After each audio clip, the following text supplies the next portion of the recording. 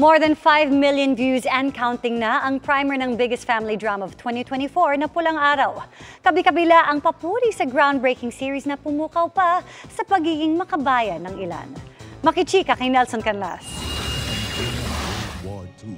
Japan has initiated an unprovoked attack on the United Sa panahon ng pandaigdigang digmaan, sino ang makakapitan para sa kaligtasan?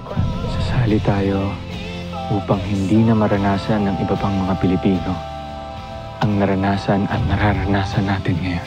Inilabas na kahapon ng GMA Network ang official primer ng Pulang Araw, ang pagpapakilala. At sa direksyon ni Dominic Zapata.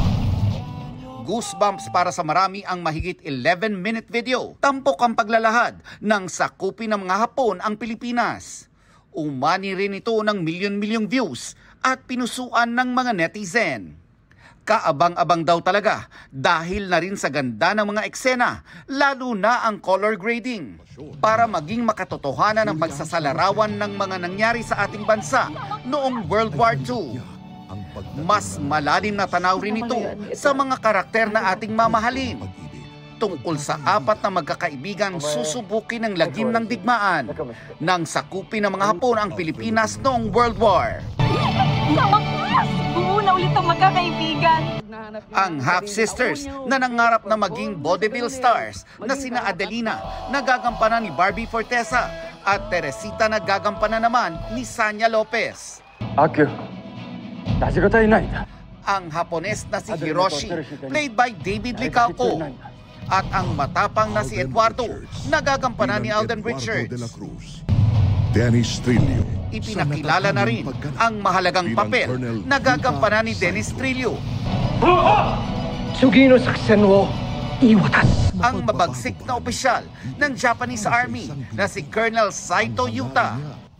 Itinuturing ni Alden na isang legacy project ito.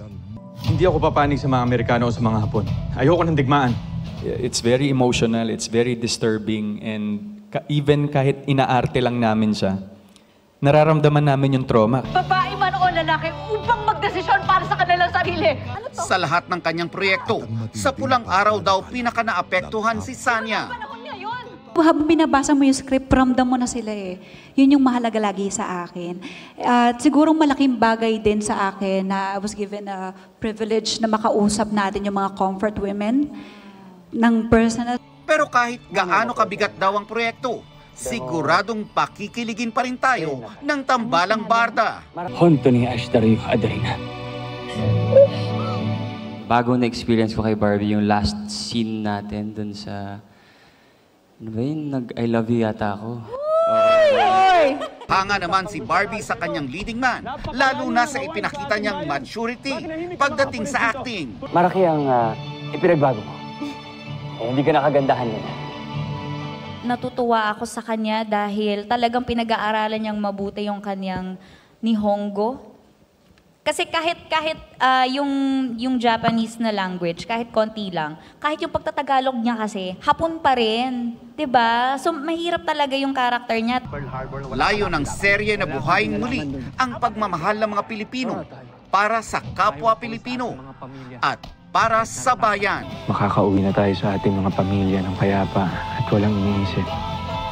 Yun lang ang aking nais. Makauwi sa aking kapatid. Sa taong mahal ko. Mapapanood na ang Pulang Araw sa Netflix Philippines mula July 26 at sa world premiere nito sa GMA sa July 29. Nelson Canlas, updated sa Showbiz Happenings.